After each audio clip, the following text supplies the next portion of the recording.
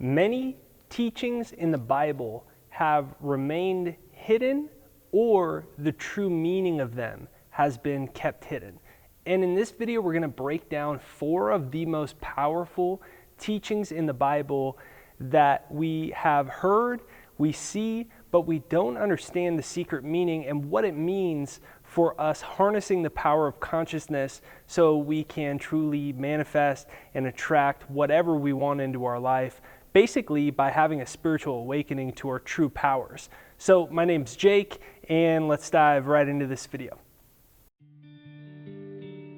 So the first quote is from Proverbs 29:18, and it says, "Where there is no vision, the people perish." So Vincent van Gogh says that he dreamed his painting and then he would paint his dream afterwards. And what happens is we forget that we actually have the image-making power of God that flows to us as consciousness at any second.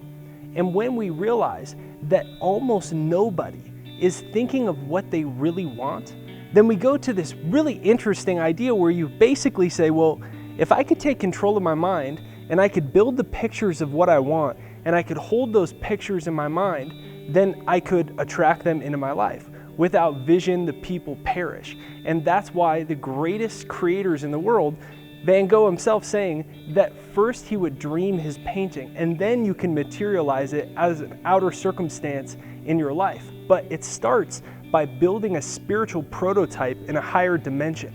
Just like you have a prototype for something like an iPhone, right? And you decide you're making your new cell phone company and they send you over the first prototype and you get it, you check it out. Well, everything is energy in this whole universe. These caves, this is 99% empty space. It's crazy to think about because you look and you're like, whoa, it's this beautiful red rock stuff. It's 99% empty space. It's just energy, it's just consciousness. And science tells us that energy is never created or destroyed. So all the energy that ever was and ever will be already exists. And everything is energy. So what that means is everything you want already exists on a higher dimension, on a parallel reality essentially. And consciousness is where you actually can pull things from higher dimensions. So when you build an image of what you want, a vision of yourself being a millionaire, getting out of debt, having your dream career, your dream business, attracting your soulmate, having your dream home on the beach in Hawaii, when you build the image of that and you feel as if it's already real, you build a prototype just like a phone in the 5th dimension. And when you're able to hold that frequency pattern, you manifest it here in reality. Without vision, the people perish. So the question is, what is your vision? Now the second quote is from Romans 12:2, and it says, "And be not conformed to this world, but be ye transformed by the renewing of your mind." So what is it saying? It's saying don't conform to the world. Most people, they allow all the energy, stimulus, and information in the outside world to control their thoughts. All of their thinking is stuck at the present level of their environment, their current reality. So they can't manifest a greater reality because they're stuck on the reality they got because their consciousness is controlled by what they see. So that's saying, be not conformed to the appearance of things that say, oh, I don't have any money in my bank account, therefore I'm in trouble, you don't get it, look at all these bills, look at this debt, well, my last soulmate didn't work out. You step out of that box and you start to think greater than your environment. You move from being a reactor to a creator. Being a creator is God consciousness. That's what the universe is. It's this constantly, always expanding, infinite galaxy, universe, amazing creation, the furthest star away if you could ever get there. Once you got there, they go forever. It's infinite. And when we realize that we can take that same power of consciousness, instead of reacting to the world, we can transform. So the word transform means beyond form. So trans means beyond and form. So the word transformation, you want to transform your financial life. You want to transform your career. You want to transform your relationship to your soulmate. You want to manifest your dream life. You want to transform. That means going beyond form. What's form? The world of things. the world of 10,000 things, the world of a million things. It's the outside world. So transform means to go beyond form, which means to think greater than your own environment.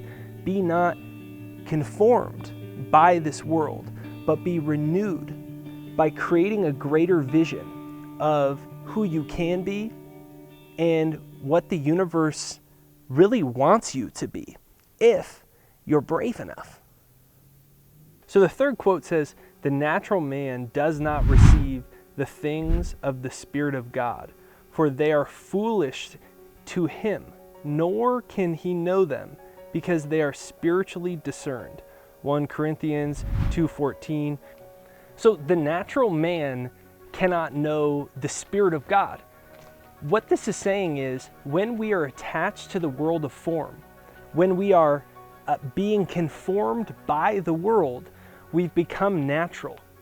We are not living the way we're made, which is in the image of God, is that we're a spiritual being in a physical body.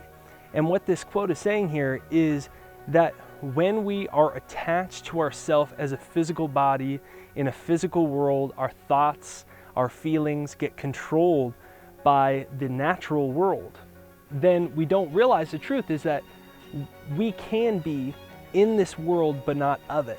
And if we aren't of this world, then what are we? We're of a higher dimension, a more divine nature, essentially a holier dimension. There's so much of ourselves we can't even see, smell, taste, touch. It's beyond the world of form.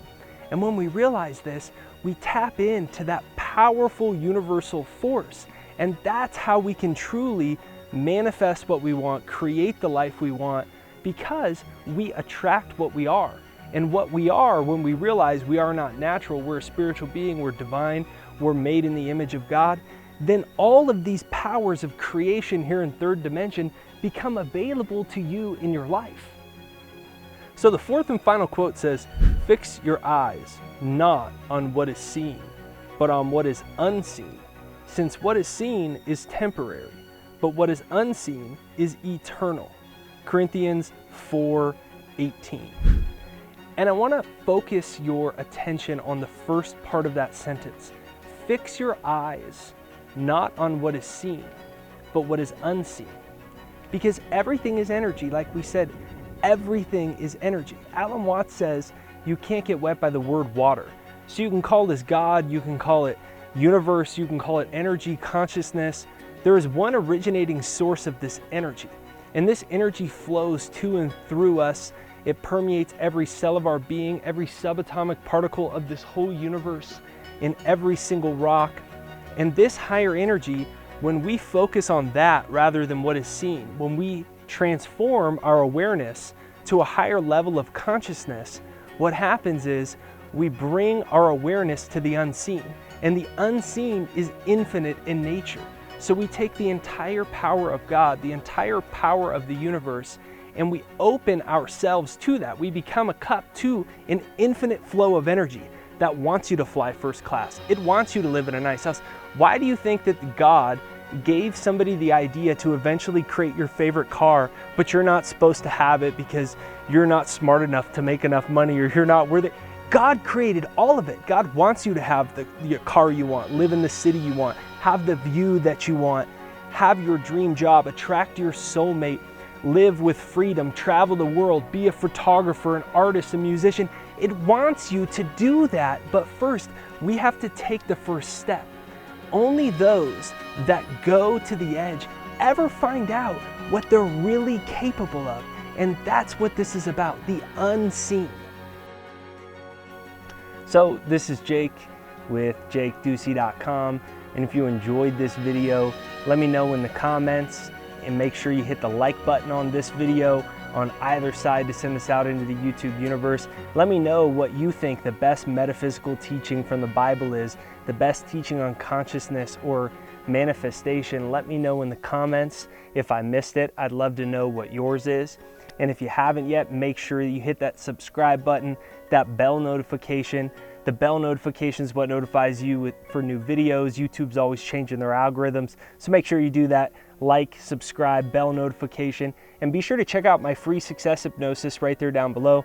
It's jakeshypnosis.com. It's in the description and pinned the comments right there down below. And it's my free success hypnosis that I made to start erasing all those negative beliefs and silly thoughts about the natural world, right? All these ways my mind had been conformed by the world, silly belief systems that weren't even me, little belief systems of my ego. I thought they were me. I was believing the thoughts I was thinking in my head, but then I realized I had to transform my mind. And I created this to start to replay these declarations into my subconscious. It's changed my life forever in many great ways.